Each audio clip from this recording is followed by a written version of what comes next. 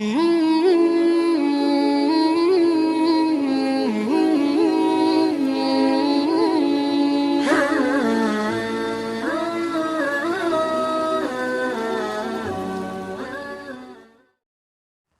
علیکم ورحمۃ اللہ وبرکاتہ۔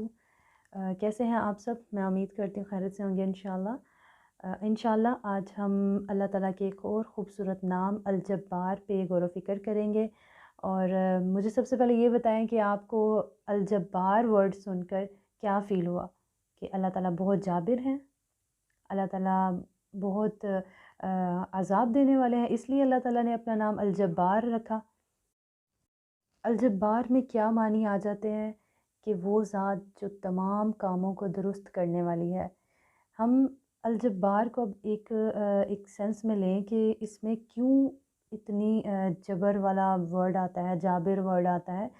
تو دیکھا جائے تو اللہ مظلوموں کی مدد کرنے والا ہے، ٹھیک ہے، ظالموں پر وہ جبار ہے۔ دیکھیں اللہ تعالیٰ اگر مظلوم کی مدد کریں گے تو ظالم پہ کیا کریں گے؟ وہ جبار ہے نا، اس پہ پھر غصہ ہی آئے گا، قہر ہی ہوگا اس پہ۔ تو اس سینس میں ہے کہ اگر ہم کسی پہ ظلم کرتے ہیں تو ہمیں اس چیز سے ڈرنا چاہیے، کیونکہ اللہ تعالیٰ الجبار جو ہے وہ مظلوموں کی داد رسی کرے گا۔ قیامت کے دن آپ کو پتہ ہے کہ اللہ تعالیٰ مظلوموں کی داد رسی کریں گے۔ الجبار جو ہے وہ ٹوٹے ہوئے دلوں کو جوڑنے والا ہے، ٹوٹی ہڈیوں کو جوڑنے والا ہے، مدد بار بار مدد کرنے والا ہے۔ الجبار میں آپ کو پتہ ہے نا مشدد آتی ہے، با کے اوپر مشدد، اور با 2 دفعہ پڑھی جاتی ہے، اس لیے اس میں زور ہوتا ہے، یعنی آپ کہہ لیں کہ بار بار مدد کرنے والا۔ جیسے اگر اللہ جابر ہوتا تو اس میں کیا معنی آ جاتے ہیں کہ اللہ نے ایک بار مدد کی، 2 بار مدد کی، ایک دفعہ دل ٹوٹا ہوا جوڑ دیا، دوسری دفعہ ٹوٹا ہوا دل جوڑ دیا۔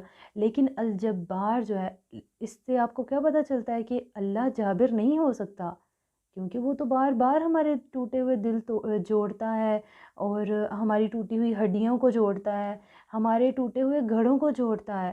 تو اگر اللہ جابر ہوتا تو وہ تو صرف 1-2 دفعہ ہی ایسا کر سکتا، لیکن اللہ جابر نہیں ہے، اللہ مظلوموں کی بار بار مدد کرنے والا ہے۔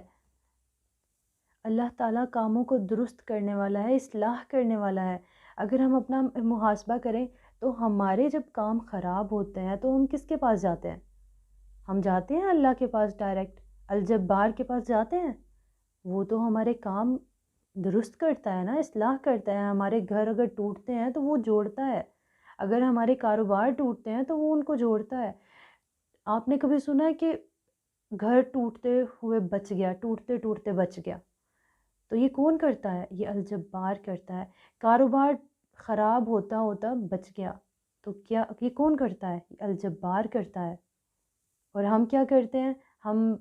ہمارے اور ہی پہلے ہم نے کسی اور سے باتیں کرنی ہوتی ہیں، اور پھر ہم جس سوچ سمجھ کے پھر ہم اللہ تعالیٰ کے پاس آتے ہیں اور اپنا مسئلہ ڈسکس کرتے ہیں۔ نہیں، ایسا نہیں کرنا۔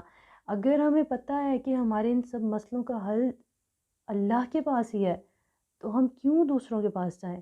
ہم نے اللہ تعالیٰ کے پاس ہی جانا ہے۔ ہمارے گھر ٹوٹیں تو ہم نے اللہ تعالیٰ سے ہی مدد مانگنی ہے۔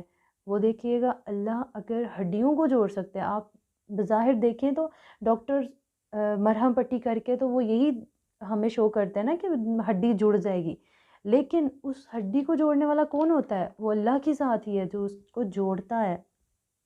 اور وہ الجبار کا ایک معنی ہے کہ بہت بلند ہے وہ۔ آپ نے کھجور کا درخت دیکھا ہوگا، وہ بہت بلند ہوتا ہے، اس کو کیا کہتے ہیں؟ جہاں تک انسان نہیں پہنچ سکتا نا، اتنا لمبا کھجور کا درخت ہوتا ہے، تو اس کو بھی جبار کہتے ہیں، اس لیے کہ اللہ اپنی مخلوق پر بہت بلند ہے۔ الجبار کا مطلب یہ نہیں ہے کہ وہ بہت عذاب دینے والا ہے، بالکل نہیں، وہ مظلوموں کی داد رسی کرتا ہے اور ظالموں کو وہ سزا دیتا ہے۔ الجبار ظالموں کو سزا دیتا ہے اور مظلوموں کی داد رسی کرتا ہے۔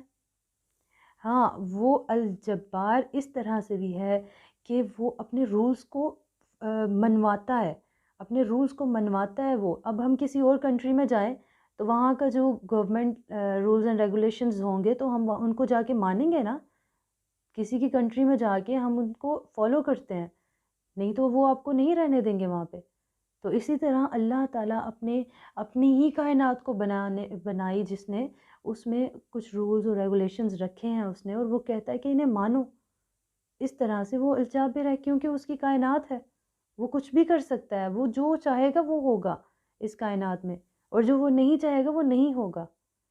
اس چیز میں بھی ہماری حکمت ہوتی ہے۔ ہم کہتے ہیں کہ میں اتنی دیر سے پریشان ہوں، یا ابھی تک تو اللہ تعالیٰ مجھے دیکھ بھی رہے ہیں۔ آپ اتنا امیجن کریں کہ اللہ تعالیٰ اگر اس کے مرہم رکھنے میں، آپ کی تکلیف پہ مرہم رکھنے میں اگر دیر ہو جاتی ہے، تو آپ اتنا سوچیں کہ اس میں اللہ کی کوئی حکمت ہے، کوئی نہ کوئی حکمت ضرور ہوتی ہے۔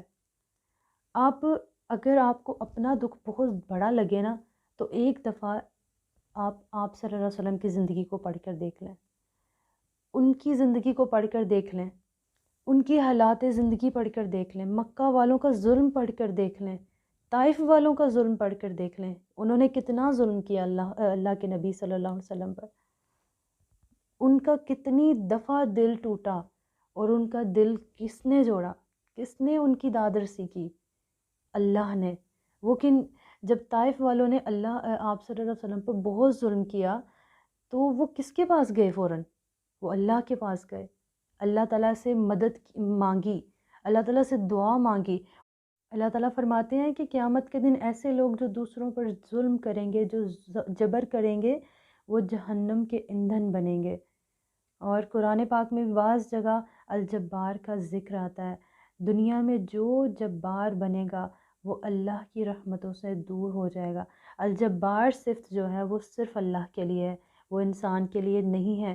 ہاں، انسان جابر ہو سکتا ہے، ٹھیک ہے، انسان کو ہم جابر کہہ سکتے ہیں، لیکن الجبار وہ نہیں ہو سکتا۔ یہ صرف اللہ کے لیے ہے۔